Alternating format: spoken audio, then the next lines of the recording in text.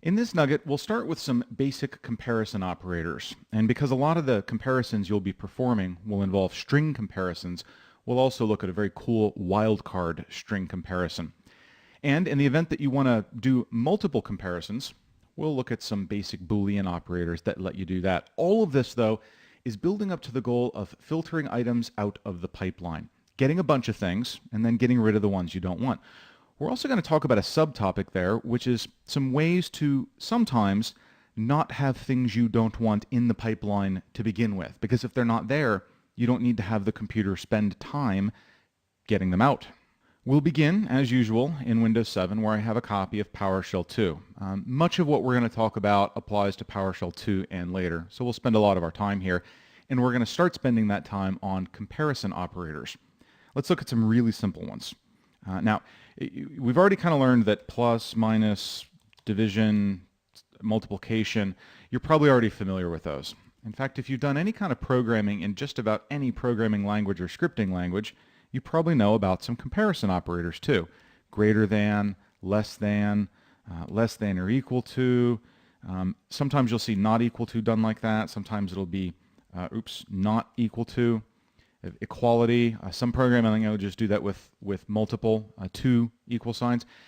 So if you're already familiar with those, that's too bad. I need you to reach deep inside your brain where that information is stored and just flick it out, because that is not how PowerShell rolls. We've got 5 equal to 5. We've got 5 not equal to 10. 5 is greater than 3. 3 is less than 10. 5 is greater than or equal to 5. 5 is less than or equal to 10. If we're doing string comparisons, hello equals hello. Oh, missed my quotation mark there. Hello equals hello. Hello does not equal goodbye. And just if you're keeping score, these are case insensitive, so you need to put a C in front of the operator name if you want it to be case sensitive. We also have a wildcard comparator, a wildcard operator. Hello is like star L star, meaning star can be one or more other characters. So long as there's an L in there somewhere, this would have returned true. Again, case sensitive or case insensitive. If you need to make it case sensitive, you put a C on the front. You can also reverse the logic. C not like. Go back to this one. Not like, right? Hello is not like L. Tortured grammar here with these double negatives, but so those are all the basic comparison operators that we're going to play with. You're going to have to remember those because they're going to come into play in a number of different ways that we'll do filtering.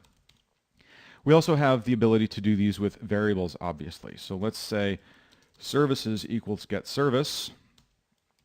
If services 0 is that, then services 0 status is that, and I can check to see if it is running, and it is not.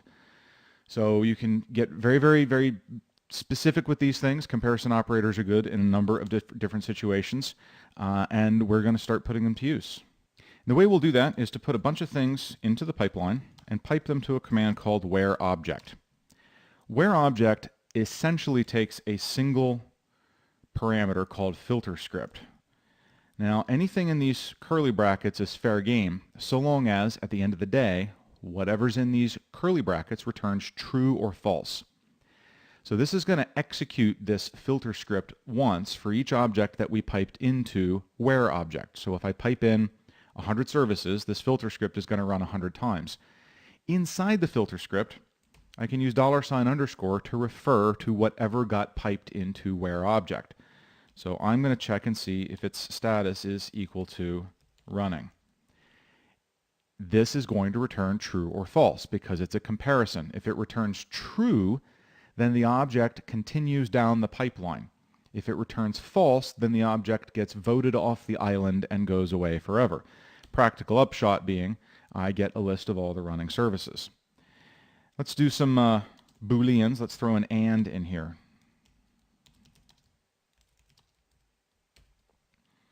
This is going to give me all the services whose status property equals running and whose name property starts with an S.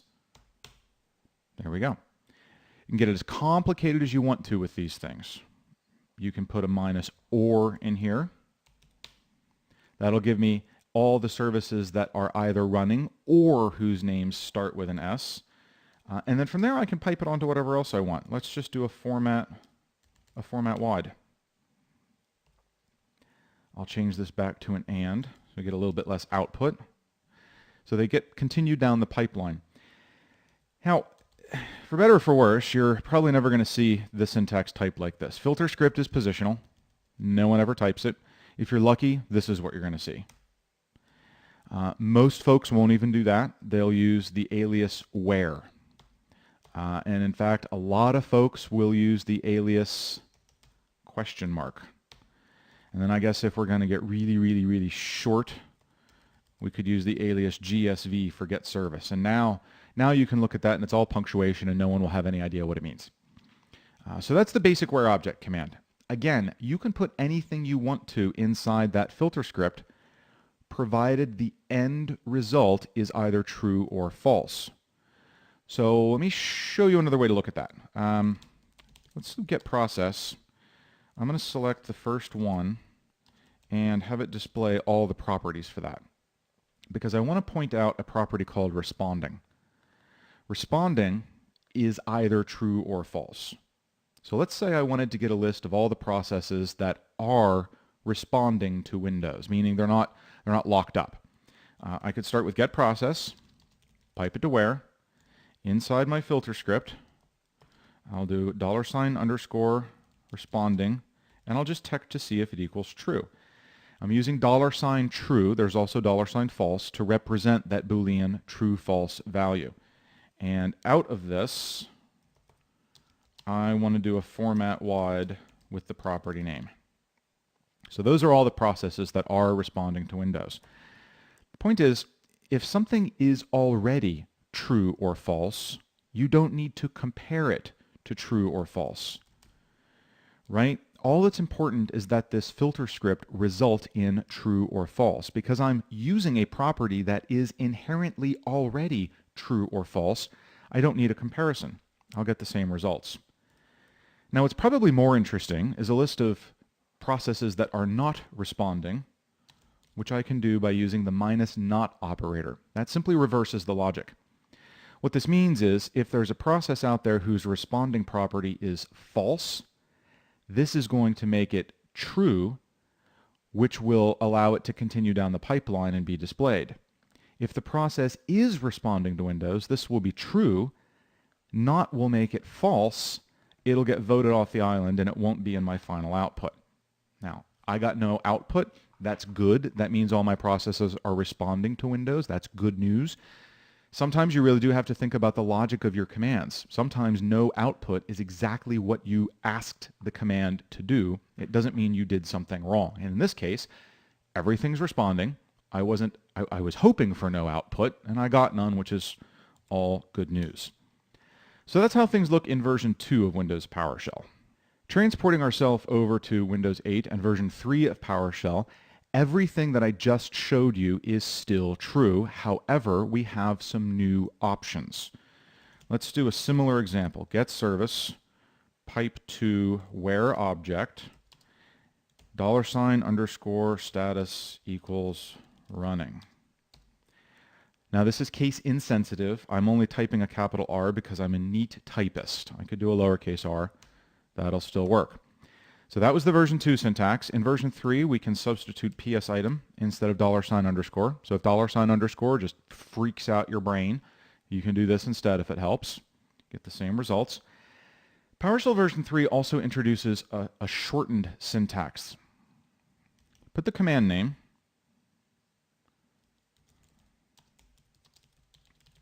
and you type it like that instead.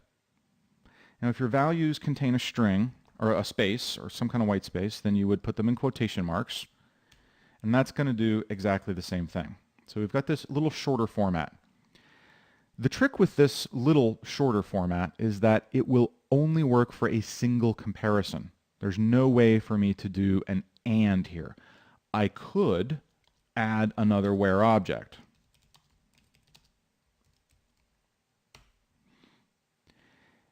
Now, you got a couple of things that you got to remember here. First of all, this shortened syntax is actually faster than the old curly bracket syntax. It's able to chunk through this and execute this a little faster. But in this case, I'm kind of not doing a great thing.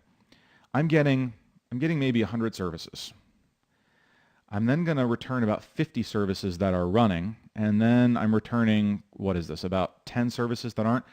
So this still has to compare 100 items, and this has to compare 50 items that are left from it. So these successive wheres are not really a good performance thing.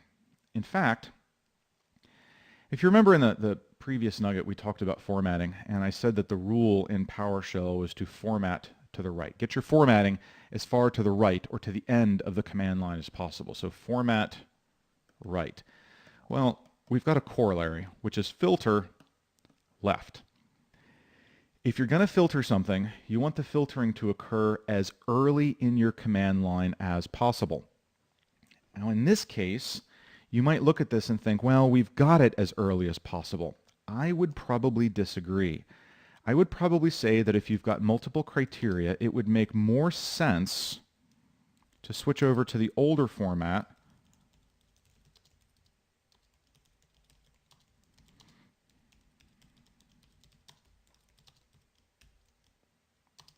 so that you can get all of the filtering done in a single step. Now, I'm even going to go you one better.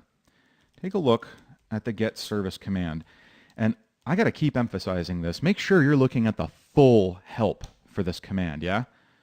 Because we can specify the name of a service. See right here? Let's look at that name parameter. That name parameter accepts wildcards. That means that maybe what I should be doing instead is moving my filtering even further. Get service minus name s star where status equals running. I couldn't move all of the filtering to the first command, but I could move some of it. So the more of the filtering you can move to the beginning of the command line, the better off you will be. That's a standard rule. In other words, instead of putting 100 services in the pipeline and making where scan through them all and get rid of half of them, try and put just what you want in the pipeline to begin with. And in a lot of cases, you're going to run across commands that provide an explicit filter parameter. Here's the getAdUser command, and you can see that it actually has a mandatory filter parameter. So rather than saying, and I swear I will see people do this. What do we want to do? Display name, let's say.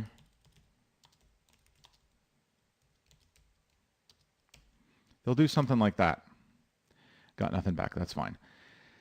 That's not moving the filtering as far to the beginning of the command line as possible. There is quite clearly a filter parameter that will do that work for us. The trick is, when a PowerShell command offers you a minus filter parameter, whatever you provide is probably being passed to the underlying technology. In this case, it's Active Directory. With other commands, it would be different technologies. You usually have to specify the filter language in whatever the underlying technology wants, meaning you're not going to necessarily be using PowerShell style language to specify your filter criteria. In order to figure out what you are going to use, you're going to have to read the help. And typically, if we get down to the filter parameter here, there's a bazillion examples of exactly what that parameter wants. And then when we get down to the bottom of this help file into the actual examples, we see even more examples. So if you're going to do the best performing command lines possible, meaning you're getting the filtering as early in the command as possible, sometimes that's going to involve using a minus filter parameter. And when you do that, you're going to have to read the help to figure out what kind of criteria it actually wants to see. We do get a new way of doing filtering in version 4 of PowerShell, as you'll see here on Windows 8.1. Before, obviously you can still do everything you did before. Let's just do a simple get service where $_ or if you want a $PS item from version 3, that still works. Status equals running. No problem with that. So let's just take this script block that we used to use with the where object command, clipboard it. Now the trick is, if I execute, let's just clear the screen. If I execute that command as a parenthetical, the output of that parenthetical is a collection of service objects. Now PowerShell version 4, when you have a collection, adds a where method. So this appears in parentheses, and as an argument, it takes that same script block that you would have used with the where object command. So essentially, because we're not referring to a single object, this represents multiple objects, we get this where method. That's not a method of a service. It's not a method of any single object. It's a method of a collection. And so it's going to run through each object in that collection and execute this script block. If the script block returns true, then the method outputs that object. So we should just get a list of running services. And we do. So just another way that you can do things in PowerShell version 4. So we've gotten some basic comparison operators, the wildcard string comparisons with like out of the way, and also some basic Boolean operators and or. In the next nugget, we're going to be getting into a lot more operators, all of which could potentially have use in filtering items out of the pipeline using where object, which was really the goal of this entire nugget. I hope this has been informative for you, and I'd like to thank you.